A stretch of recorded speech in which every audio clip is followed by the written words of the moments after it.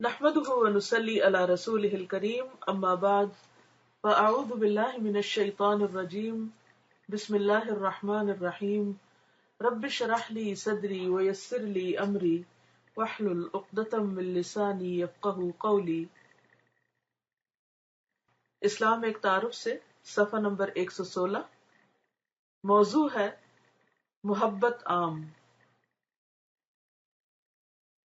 حدیث میں آیا ہے کہ پیغمبر اسلام صلی اللہ علیہ وسلم نے فرمایا کہ تم میں سے کوئی شخص مومن نہیں ہو سکتا جب تک اس کا یہ حال نہ ہو جائے کہ وہ اپنے بھائی کے لیے بھی اسی چیز کو محبوب رکھے جس کو وہ اپنے لیے محبوب رکھتا ہے. لا یؤمن احدکم حتی یحب لأخیہ ما یحب لنفسہ. فتح الباری. اس حدیث میں انسانی اخلاق کا ایک ایسا سادہ معیار بتایا گیا ہے جس کو ہر آدمی سمجھے اور ہر آدمی اس کو اپنا سکے. یعنی یہ ایسی بات ہے کہ جسے کوئی بھی انسان سمجھنے سے عاری نہیں ہے. ہر کوئی سمجھ سکتا ہے آسانی کے ساتھ. ہر آدمی بتائے بغیر یہ جانتا ہے کہ کیا چیز اس کو پسند ہے. یعنی مجھے جو پسند ہے وہ کسی دوسرے کو بتانے کی ضرورت نہیں پڑتی. کسی دوسرے کو بتانے کی ضرورت نہیں، کیونکہ وہ مجھ کو خود پتا ہے. بعض اوقات اگر کوئی آپ پر کوئی ایسی چیز مسلط بھی کرے کہ یہ بہت اچھی ہے، یہ آپ لے لیں، یہ آپ کھا لیں، یہ آپ پہن لیں، یہ آپ پر بہت اچھی لگے گی، آپ کو بہت پسند آئے گی، لیکن آپ نے دیکھا ہوگا کہ آپ سب کی باتیں سنتے ہیں لیکن پسند آپ کی وہی ہوتی ہے جو آپ کی ہے، اور جتنی اپنی پسند آپ کو پتا ہے کسی اور کو پتا ہی نہیں اور ہو سکتی بھی نہیں. تو یہ لکھتے ہیں کہ ہر آدمی بتائے بغیر یہ جانتا ہے کہ کیا چیز اس کو پسند ہے. یعنی کسی کو اسے بتانے کی ضرورت پیش نہیں آتی. اور وہ کون سی چیز ہے جو اس کو پسند نہیں. ہمیں یہ بھی پتا ہے کہ ہمیں کیا کیا نہیں پسند. مجھے اس حدیث کو پڑھاتے ہوئے اور اس چیپٹر کو پڑھاتے ہوئے اپنی ایک بہت پرانی میٹنگ یاد آ رہی ہے جو کراچی ہاسٹل میں نے اسٹوڈنٹس کے ساتھ کی تھی. ایسا ہوا کہ میں نے کچھ لوگوں کی کمپلینٹ سنی کہ ایسا ہوتا ہے، ویسا ہوتا ہے، فلاں ہی کرتا ہے، فلاں ہی کرتا ہے، تو مجھے فلاں کی یہ بات اچھی نہیں لگتی. تو میں نے سب کو بٹھا لیا اور میں نے کہا کہ سب لکھیں کہ مجھے کیا کیا اچھا لگتا ہے،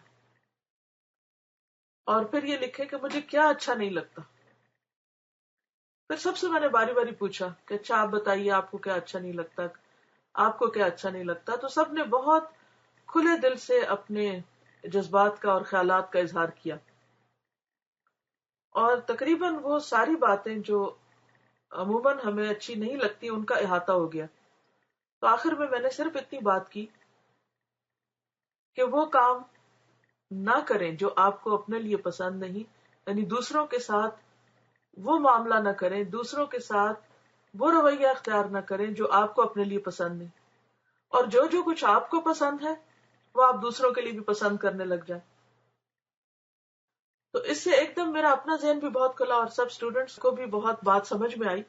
تو یہی چیز میں آج آپ سے کہوں گی کہ اس چیپٹر کو سنتے ہوئے اور پھر اس کے بعد لوگوں سے معاملہ کرتے ہوئے اگر آپ اس چیز کو اپنا معیار بنا لیں گے تو زندگی بہت آسان ہو جائے گی اور خوشگوار ہو جائے گی. تو بات یہ ہے کہ ہر شخص جانتا ہے کہ اسے کیا پسند ہے اور کون سی چیز اسے پسند نہیں. وہ کون سی بات ہے جو اس کو بری معلوم ہوتی ہے. اسلام کی یہ تعلیم ہے کہ ہر آدمی اسی جانے پہچانے معیار کو، کرائیٹیریا کو دوسروں کے لیے بھی اختیار کر لے. یعنی دوسروں کے لیے بھی وہی چاہے جو خود کی چاہت ہے، اور دوسروں کے لیے اس چیز کو ناپسند کرے جو اپنے لیے پسند نہیں. ہر آدمی کو یہ پسند ہے کہ اس سے بات کرنے والا ٹھنڈے انداز میں اس سے بات کرے. یعنی آپ اپنے لیے کیا چاہتے ہیں، اپنے بچوں سے کیا ایکسپیکٹ کرتے ہیں، اپنے ہسبینڈ سے کیا ایکسپیکٹ کرتے ہیں، اپنے دوستوں سے کیا چاہتے ہیں، کہ جب کوئی آپ سے بات کرے تو حوصلے سے کرے، آرام سے کرے، ٹھنڈے انداز میں کرے، پیار سے بات کرے. اب ہر آدمی کو چاہیے کہ دوسروں سے بات کرنے میں وہ بھی ہمیشہ ٹھنڈا انداز اختیار کرے. ہر آدمی کو یہ پسند ہے کہ کوئی شخص جب اس سے وعدہ کرے تو وہ اپنے وعدے کو پورا کرے. اب یہی روش اس کو بھی دوسروں کے ساتھ اختیار کرنا چاہیے، یعنی وہ بھی دوسروں کے ساتھ کیے ہوئے وعدے پورے کرے. ہر آدمی کو یہ پسند ہے کہ اس کے ساتھ جب کسی کا لین دین ہو تو وہ اس کے ساتھ خیانت کا معاملہ نہ کرے. اب اس کو بھی دوسروں کے ساتھ اسی طرح کا معاملہ کرنا چاہیے، یعنی خیانت نہ کرے. برا انسان وہ ہے جو ایک حقیقت کو اپنے بارے میں جانے مگر وہ اسی حقیقت کو دوسروں کے بارے میں بھول جائے. یعنی اپنے لیے تو بات سمجھ میں آئے مگر دوسروں کے ساتھ معاملہ کرتے وقت وہ بات بھول جائے. اس کے مقابلے میں اچھا انسان وہ ہے جس کے اندر اس قسم کی دو عملی نہ ہو. دو عملی یعنی ڈبل سٹینڈرڈ نہ ہو. وہ دوسروں کے لیے بھی ویسا ہی ہو جیسا کہ وہ خود اپنے آپ کے لیے ہے. صرف اپنی پسند کو جاننا خود غرضی ہے. اپنی پسند کے ساتھ دوسروں کی پسند کو جاننا ایثار ہے. ایثار کیا ہے؟ سیکریفائس، قربانی، دوسروں کو ترجیح دینا، پریفرنس دینا.